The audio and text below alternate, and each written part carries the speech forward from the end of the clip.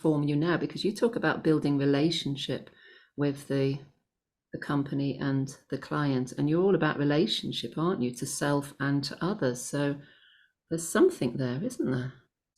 Yeah, no, you're spot on. You're so spot on. And then I didn't see it that way. I just thought I was a business guy. And if I really think about I was a new guy in my late 20s there, but later I ran marketing for the guys, and then later I was a CEO of one of the companies and started these new businesses. And actually, what I loved the most was walking onto the call center, and we had some of these businesses was only me starting, and by the time I left, the last business was 300-400 people.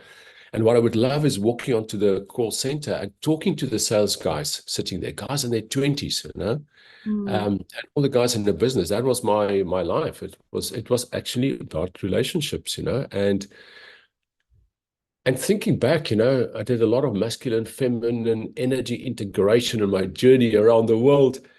And if someone was saying to me back in 2006 that, wow, you are managing businesses with a lot of feminine energy, not just masculine energy, I would have known what they were talking about. But now looking back, I realized a lot of it was, the masculine energy was getting the results, and let's launch this brand and let's look at the numbers. But call it the feminine energy, yin yang, call Yeah. it feminine for a better word, was actually being with the people and being, we always said like hard on results, but soft on people. So it was always about the guys felt like it was a family that Mm. they were working with. It was it Mm. was it was really it was really heart-centered as far as the people was concerned. Yeah, even in something like a insurance industry, But it's important, hey, to bring kindness and gentleness into whatever the business is. That is so true. If you say insurance and you say financial, it sounds very mainstream, but it doesn't have to be. Yeah, Mm. you're spot on. Yeah, yeah, yeah.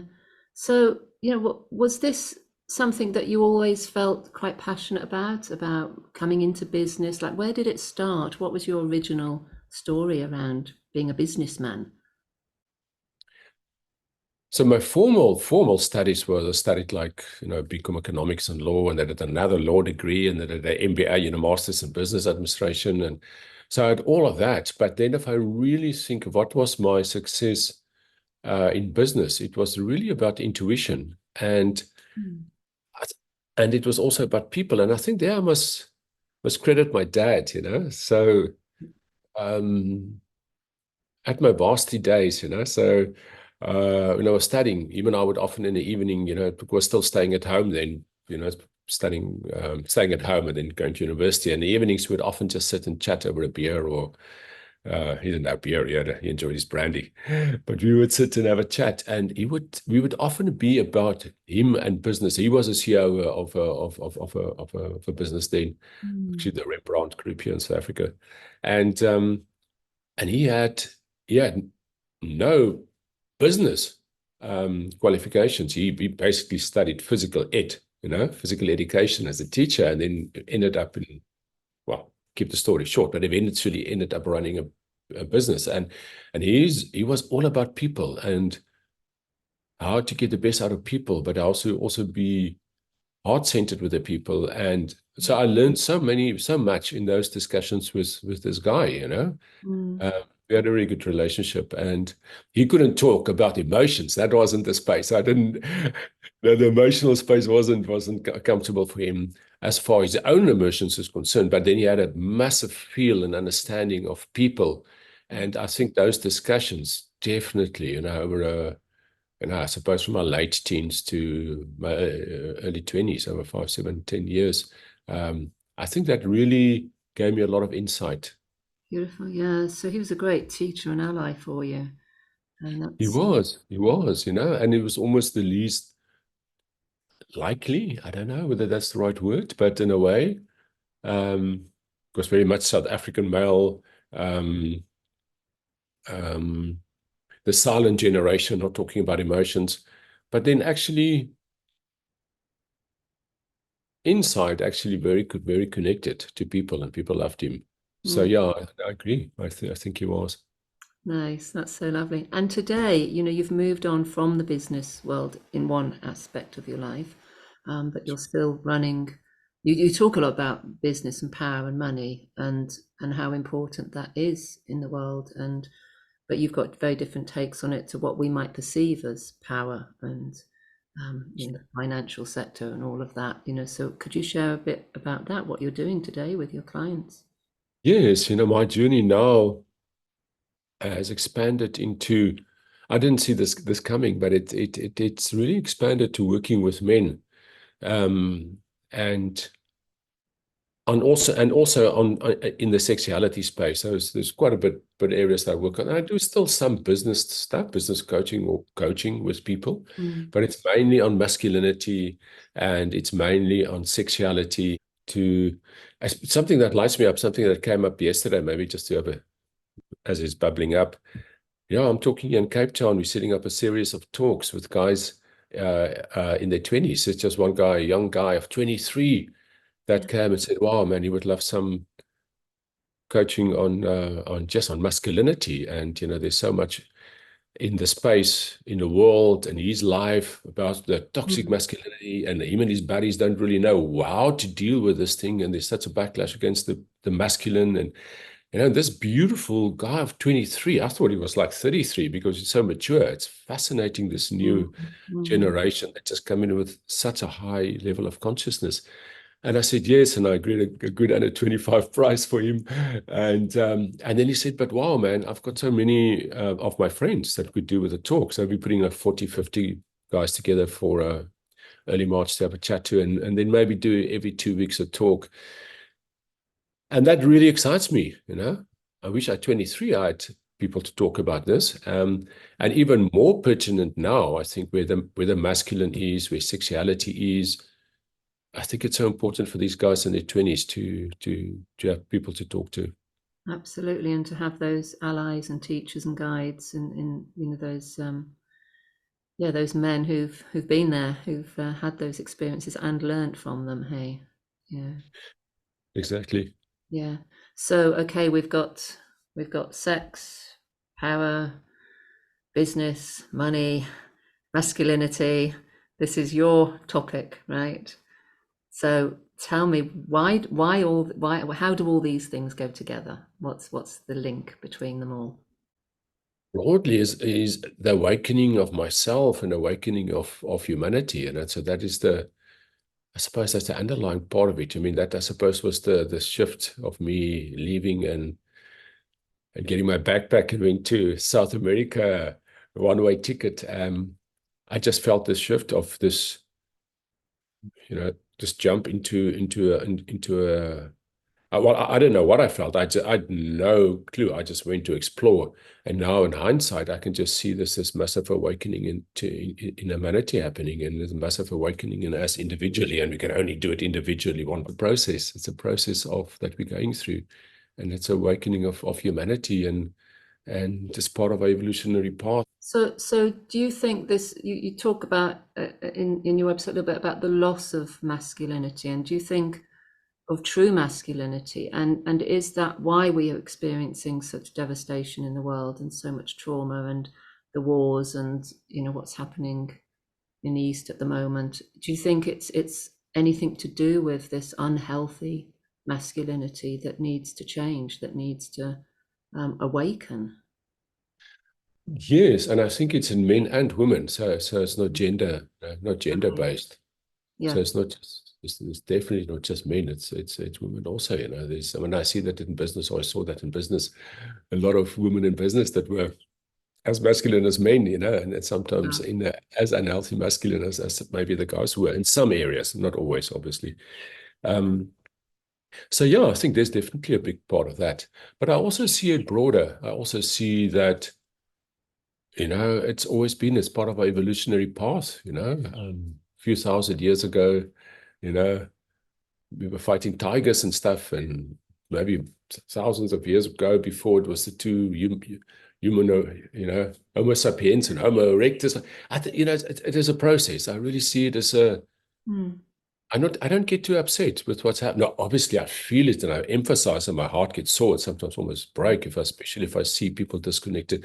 Never mind the war and stuff that's happening, but also people disconnected from themselves Mm. and from their own sexuality also, So I feel it, but I also go that, wow, let's not get too down about it. Let's stay in good spirits. Let's see that this is just something that is happening that is just supposed to happen and that will happen and hundreds or thousands of years from now, we as humanity or whatever species will just learn more. I really do believe we come here to experience life and consciousness, and it's really God coming here to experience God, and that's just part of the experience. And I think once I start seeing that, I get less upset. I mean, I still feel it, but I don't take it so serious. It's just a game. It's just the experience that we're having. Yeah. So, what would you be saying to those young men in the circle that you're creating at the moment in South Africa, Cape Town? What would you be saying to them as the first thing that they need to start to experience or understand? Deep dive within. Mm. Yeah, I think it starts with a deep journey within, as simple as that. To meet all parts of yourself. Yeah. And that wasn't, none of us have been taught that. None of us, men or women, have been taught that at school. That's not part of the curriculum. Mathematics and English and Afrikaans and French and German and Xhosa and Sotho and Zulu but yeah, not that. So my message is to go deep within, um, to go into do the work you need to do, feel your emotions, get into your emotional body, become aware of what you're feeling, learn how to express and release your emotions in a safe way, first with yourself. Take a cushion and teach guys how to express and release. um, then to drop into the aspects of yourself, both the masculine and the feminine energies. Mm. Um, to realize that you don't have to put this mask out to the world there, but you can really just be yourself, drop into the essence of who you are, Mm. love yourself. When you feel yourself and love yourself, then yeah, I realize it's not so important what what what people think. It's are you connected with yourself and do you love yourself? Mm. And then drop into your heart, feel your heart. Yes, use your mind for what's needed. It's a beautiful servant, but try not to make it a master. Drop into the intelligence of your heart. Yeah. You connect with yourself, with life, with a woman. Connect with your heart first. When you make love to a woman and you penetrate her, make sure your heart is open before you penetrate her. Mm. And so that for some, that's quite a scary thing, a scary place to really go to the heart, to really go to your emotions, to really feel that. We're not taught to, as you say, we're not taught to go into those places so easily. And what would you say if you are afraid of that, if man, woman, if you're afraid to go to those places, what do you think helps with it? What do you think guides people into that place?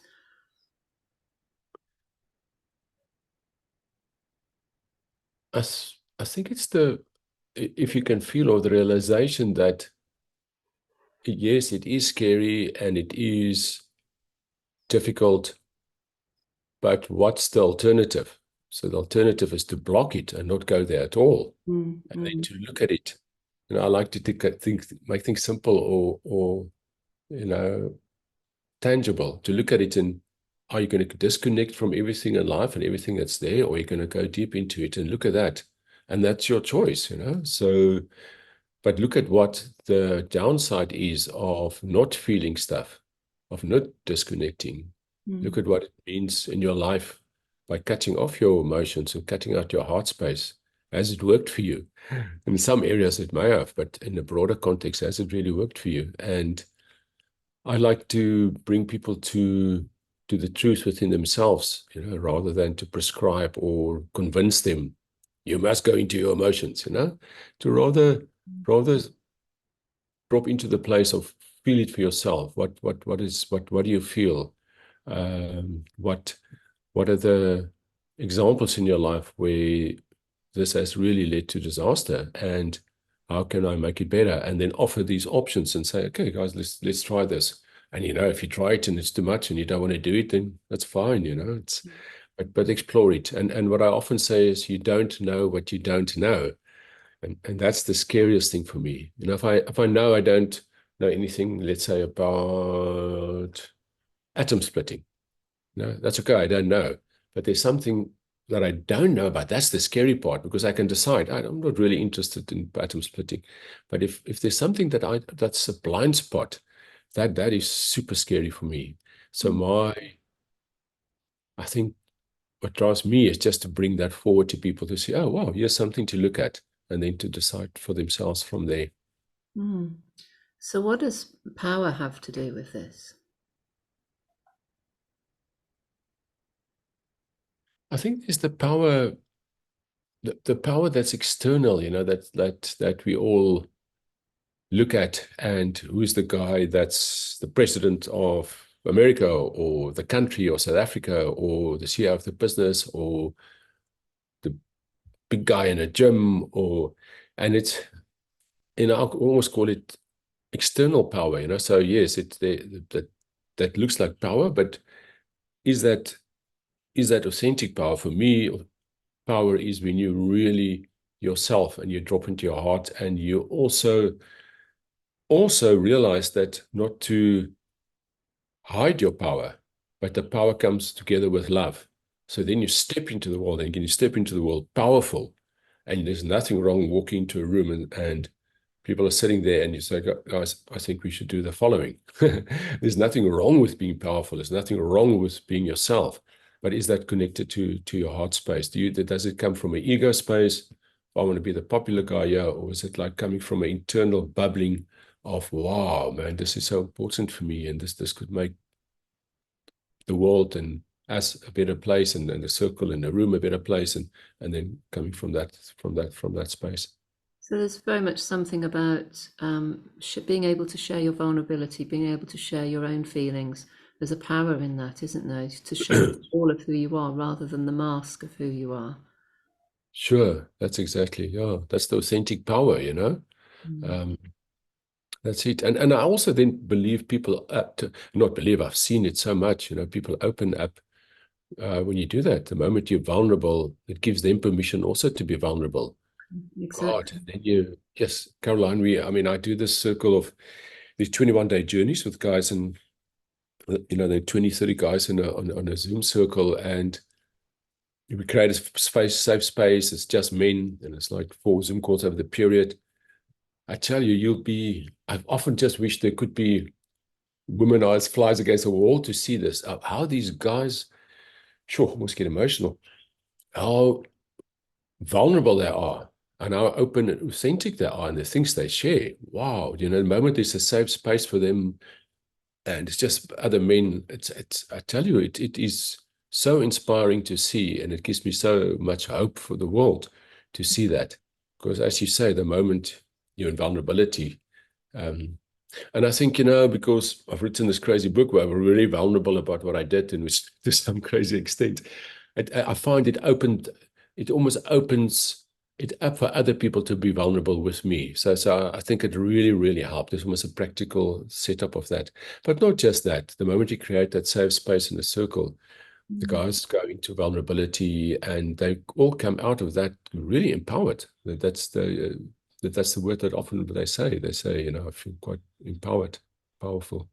They feel safe, I suppose, to express that. And it's not something that men have found easy in the past. I mean, it hasn't been encouraged in the past. And certainly for my father, my grandfathers, that wouldn't have been something that would be encouraged. Much easier for women to express their feelings and emotions, I think, over time. Although for many of us as well, that there's been challenges there. But there are some changes happening in the world, aren't there, where men are being encouraged to share what's going on for them, and those deep heart spaces that you talk about. Exactly. Yeah, exactly. I think that's it. I think if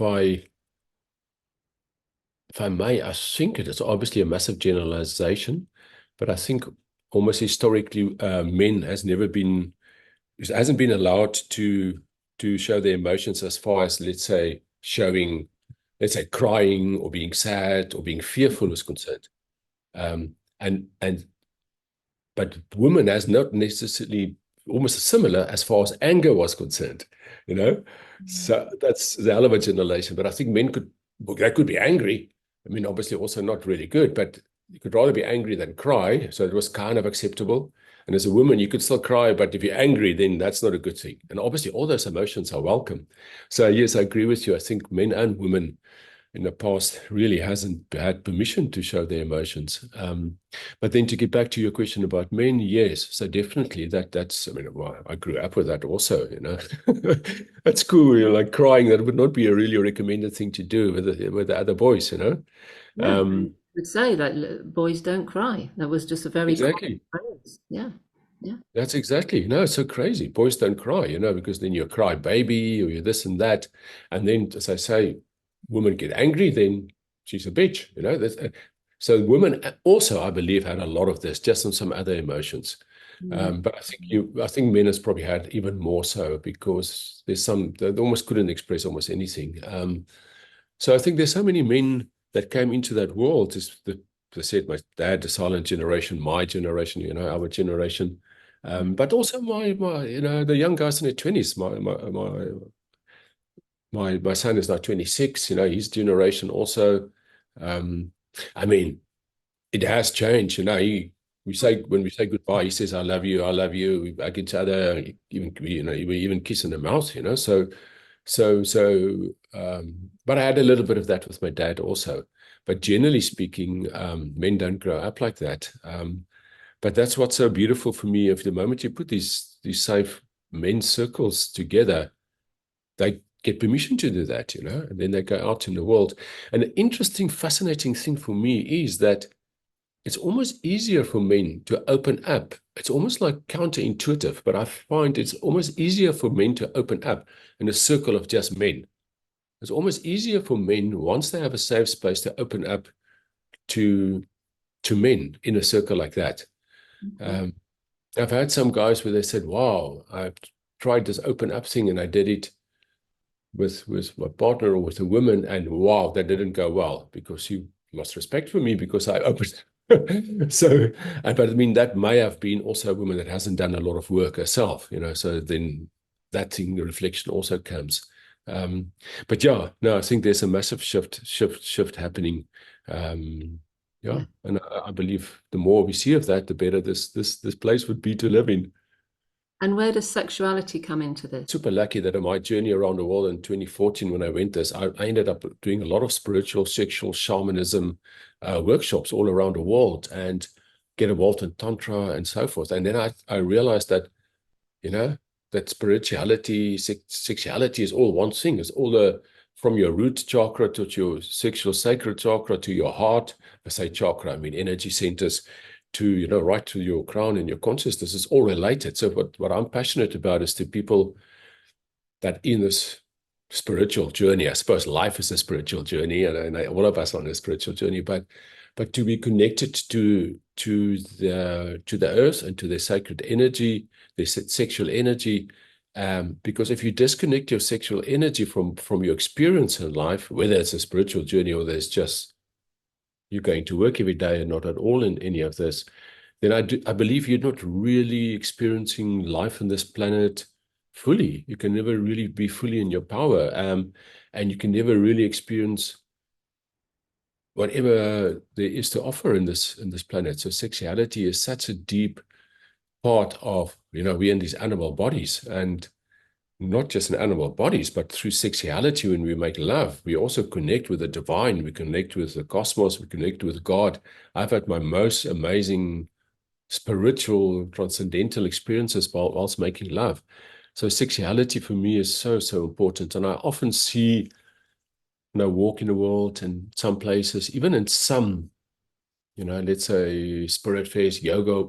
center world where I was, and I could see the people walking around doing a lot of yoga and very spiritual, but you could see the sexual energy is totally blocked. It's not connected to their sexual energy at all. And Mm. no judgment.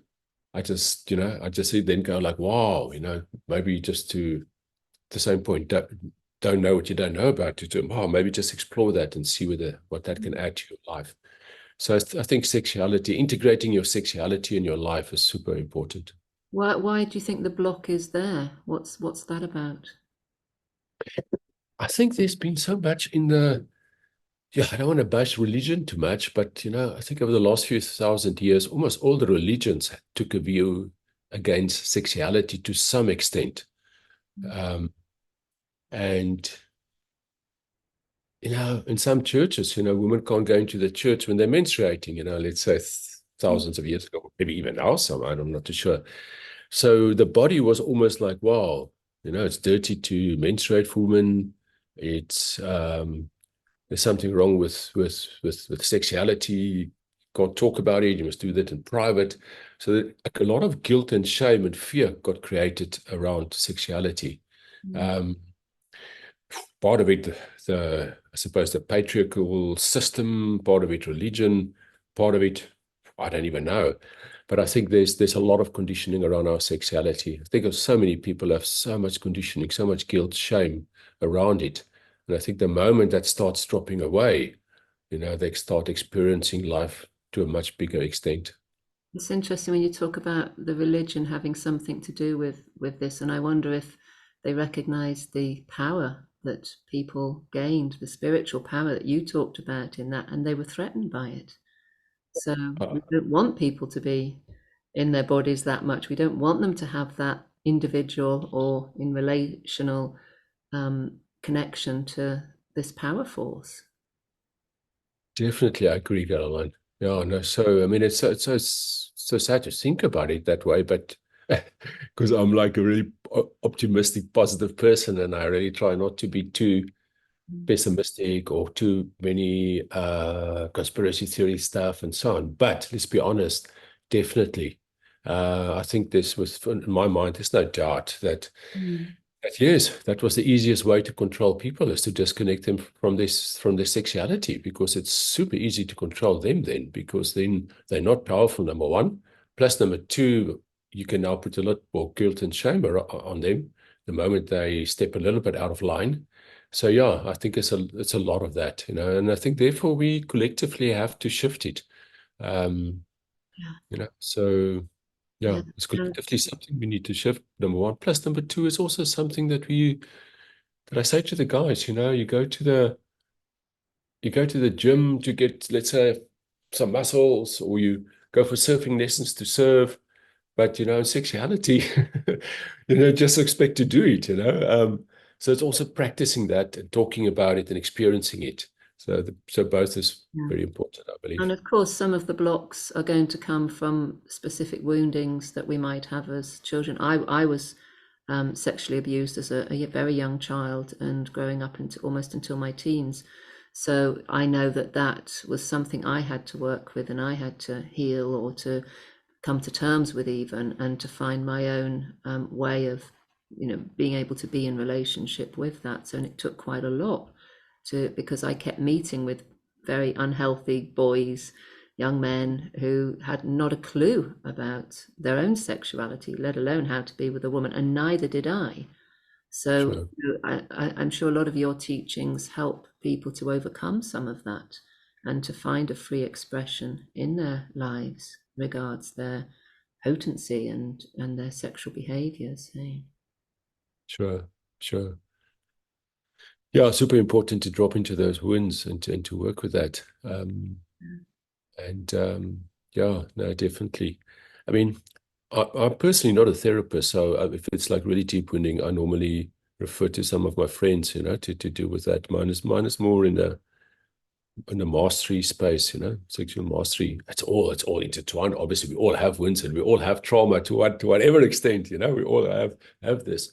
But yes, I think it's super important to clear What some is stuff. what is that? What's sexuality? Mastery of your sexuality. What is that? Oh, I'm just super inspired by. one of the aspects, this is now very much a niche aspect and all of that we'll be talking about, but one of the aspects about men's sexuality and men making love and to get their full potential in making love and um, embracing their sexuality and enhancing it. Maybe a better word than mastering. But for example, another niche in a niche is, for example, for men to realize that ejaculation and orgasm are two different things. For them to really drop into the body experience of sex and not the mind experience. And a big part of that is, I believe, to get away from porn. But pornography puts men so much in their minds and out of their body. So what I say is, guys, if you want to really master or embrace or expand your sexuality, get stop watching porn, because you're not going to learn a lot there. And then secondly, drop into self-love, so self-pleasuring, where you love your body, you love yourself, and it's not just straight into going to your groin, but also touch your body, your arms, drop into that part of your being. And then also to realize that that when you make love, that you can last much longer in bed. It's like a catchphrase or so, but that you do not, a lot of men, premature ejaculation, whether it's the medical term or just generally speaking, is quite a big thing, quite a big problem. And on average, I think the lovemaking session after penetration lasts like, I think some of the research that I hear over the world is like 5 minutes. Now, I know that, and I'm not a woman myself, but I know that as a woman, it takes you 10, 15, 20 minutes to really warm up. And as a guy, you're ready within 30 seconds with an erection. But if you make love to your beloved, your woman, your partner, then, if you ejaculate within, let's say the lovemaking session is 5 minutes and you ejaculate within 5 minutes, she's not really in that experience yet. So that's one aspect that I teach the guys. You can breathe this energy up. It doesn't have to stay all in your groin area, because that's when it explodes. So now if you breathe this energy up in your body, you get all this energy running through your body rather than just in your groin. And then you have this full body experiences. I try not to call it orgasms, but this full body experiences of this tingling and all this energy in your body is almost like the universe of outside is inside your body. You feel God, you feel the universe, everything is inside you. And that is so much more than just having this 5-minute experience. So I think that's I just love to bring that to men, and then they can decide what they want to do, but just to realize, and these are practices that have been doing, the Taoists and the Tantrics 2,500, 3,000 years ago practiced these. It's just that once again, it's just gone undercover, maybe, as you say, part of the whole thing and the conditioning and everything that came with that. It's almost very few men or women know about this, just as one aspect, that men's orgasm and men's ejaculation are two different things. They're not combined. Often they happen together, but it's two different processes. And it does leave women rather disappointed and a bit frustrated, I have to say that. Exactly, Caroline. And that's what I say to the guys, and I wouldn't be too hard on the men also, because there's so much conditioning around it. And when we grow up, you had to ejaculate within a few minutes, because it was always in a bathroom in a corner, you had to hide. And then you watch porn and it's all about the money shot, the ejaculation shot, and they get guys to ejaculate in 2 minutes or 30 seconds. And then you start making love to a woman. Why would you not ejaculate in 2 minutes? Because your whole body has been trained for that. I always call it, you've been trained for a sprint. But now you go to a marathon with a woman, which is, you don't want to really last longer than 2 minutes, but your body is still in this 2-minute experience. So that's why it's so important to shift these things, shift the body, shift the neural pathways. And that's often what happens, some of the guys say, well, my woman is not so interested in sex anymore. And my question always is to the guy, okay, let's talk about your lovemaking.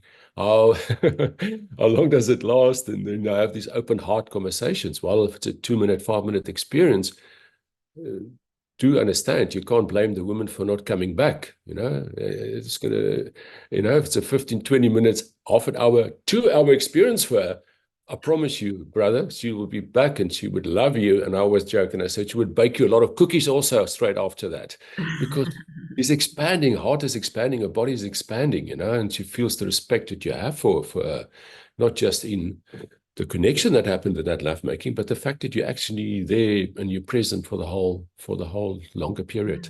And when you think, yeah, the word respect is really important there, isn't it? I mean, when you think that a woman probably spends a lot longer preparing herself for that moment, to just have a 5 minute wham bam thank you ma'am is not conducive to the amount of effort she might put into that experience. And I suppose that's not to say that some quickies are not sort of sometimes a bit of fun, and as teenagers that was more the thing in a way, wasn't it? I mean, it was, kids didn't know, we didn't know how to behave on that level. There was no education around it. Our parents certainly weren't going to tell us. Our parents were going to frown on it completely. I wasn't allowed to have boys around anywhere near me for much of my growing up, but I got pregnant at 16, so it didn't work. But yeah, I've had my whole journey around all of this. But yeah, it's a challenging one, there's something as well about women taking responsibility, isn't there, and saying, or any partner. Let's not just talk gender here, but any partner really talking about their needs, what they want, what they like, what they don't like, what they would like to experiment with, what they'd like to explore. And if we don't open our mouths and speak it out, then how is our partner supposed to know and understand? Exactly, exactly. That's so important, for both partners to say that, Yeah, I really believe that, the communication, to share that. I mean, I know it's a hard conversation, but to share that with your partner, if it's only 2 minutes, no, do it in a loving way, don't do it in a demasculating way, but Absolutely. doing it in a lovely way and saying, I would love to make more love to you. I would love to experience this close connection with you. But, guys don't know this, but to explain and say, listen, I'm a woman, I only warm up after 10. They should know it, but after 10 or 20 minutes. So we need to find a way of making love longer. And yes, there is this practices, and have you come across it? And, so I think if a woman knows about it, really have that. I would recommend having those conversations. It's a hard conversation, but have it. Otherwise, how the hell would the guy know? And obviously, if he's not open to that, then there's nothing you can do. Um, but definitely have the conversation. And then from the guy's perspective also, I mean, I often have, with my guys that I work with on this day 2 or 3 of the courses, actually have a discussion with your partner, because especially women's bodies are so, and their psyche, it's also so conditioned that they are so attached often to ejaculation. So have this discussion and saying, my love, we're going to make love, but I'm going to practice this ejaculation choice practice, which means I'm going to try not to ejaculate for longer periods, and I won't ejaculate every time I make love. That doesn't mean I don't love you. I still love you lots. That doesn't mean I have an affair. It's just that I am doing this practice, because so the communication is so important, because otherwise women also get freaked out if the guy doesn't ejaculate. It's not just on the one side or the other side, because they don't know. If they don't know, obviously if they know, that's a different thing. So spot on. I think the communication is so important, because we will bring these things forward. Of course, absolutely. Yeah. So, what do you think brought you into this particular topic? What was it that made you decide, I really need to focus on this for other men, for my own, offering in the world, your soul purpose, if you like, which is what this podcast is about, soul purpose. And why is it your soul purpose? You ask really deep, beautiful questions. I must tell you, Carla. Thank you for that. It's a really deep, probing question. And I actually thought about it the other day. There is a central theme of sexuality right throughout my life. It's Okay. fascinating, Mm. So when was it, 20? So it's basically 10, 11 years ago when I went on this journey. But 10 years, the journey, if I say, resign, sold everything, backpack around the world. But long before that, like 20 years ago, I started, for example, having these orgasms without ejaculating. I became what you would call a multi-orgasmic man without trying to be it, not without reading anything about it, not reading Montag Steele's book. I didn't even know about his book. I didn't even know the word tantra. I didn't even know it existed. So I started having this happening to me like 20 years ago. And even before that, in my 20s, I always had a high sex drive. And even before that, at the age of 21 is the first time I made love. And before that, high school, I was very much part of the religious thing of you're going to burn for eternity if you have sex before marriage. So Wow. can you see this thread of sexuality through my life? It's just fascinating, and when I look at it. So it's been a theme right through, even though I was business and running businesses and, playing golf in the golf course with my buddies, there's the central theme of sexuality through my life. Now, fast forward to just before I left business in 2013, 2014, those 3-4 years leading up to it, from 2009 to 2013, when this inner shift happened that said, wow, there's something new for me in the world, I tried to drown out that voice. And I tried to drown it out with a lot of sex, drugs, and I call it jacuzzis, because I had a jacuzzi at my house and living in Clifton Beach in Cape Town. So I had a total abundance and crazy life. And the week I was running a business, and weekends I was having a lot of sex with a lot, like 2-3 women at my house for the whole weekend. And yeah, just basically not sleeping and taking drugs and having sex for 2, 3, 4 days. So that was also super fascinating. And in that process, even this whole thing about the being multi-orgasmic got even more enhanced because I had more practice, number one. Plus, number two, all the substances even helped that. Not that I recommend doing that for that. So then, by then leaving 2013, this world, and then going around the world, and I didn't know what I was going to do. I just went to South America. I thought I might go up to New York and look at new businesses. And then in South America, the whole journey changed. And I came across the world of Tantra and sexuality, sacred sexuality. Ended up 2-3 months in Israel with sacred sexuality, deep into the sacred sexuality community there in 2015. And then all over the world, 35 countries. So then it became a big part of sexuality again. So there's the central theme that I didn't plan. It just happens. So now back in South Africa, I've written a book, and the book is out there. And now people came to me and just asked me about, wow, can you share some of this stuff? I thought I would just be broadly talking about stuff. And I just didn't think necessarily men. I thought probably more women or couples or whatever, if there was anything. But now it's becoming, for now, in the men's sexuality space, but it's also broader than that. So now the universe is basically just bringing this to me, and I'm responding. I'm just responding to whatever is coming to me. I'm living life. The moment of following the breadcrumbs. So now I'm responding to that coming, and I find I'm inspired and passionate about doing it, and I can see the shifts in people. So I'm really just following the voice, the internal voice, and it's fascinating that there is this thread, and I'm just now following that further. No, that sounds really great, Leonard.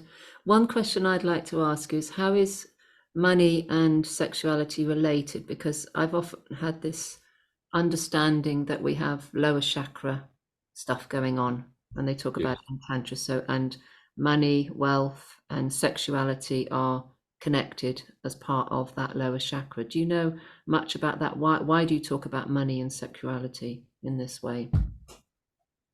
Yes, and to be very transparent about it, I'm on a big journey to try to find out. So, I think it's a big part of my journey to dive deeper into that, so I can share more of it. So my understanding at this point is definitely it's related, and I can just and as you say, it's all the bottom lower chakras. The root chakra grounded into the earth, which is you're grounded into materiality, you're grounded into money. Your sexual chakra also right close by there. So without a doubt, and I've also seen it's almost guaranteed that if you do well in business, you also got high sexual energy running into your body. It may not be, you may not have done any work on it, but there's definitely a correlation. Maybe I can just mention something quickly as a pointer without going into too much detail. Yes, and I mean, there's thing called sexual energy transmutation, which is basically using that energy or sexual energy and then transmuting that for whatever in your life. Mm. And just for maybe our next discussion or for the listeners or whatever, there's a book called Think and Grow Rich, written by Napoleon Hill, was published in 1939. I think it's hundreds of millions sold, and I think it's the best business book kind of ever.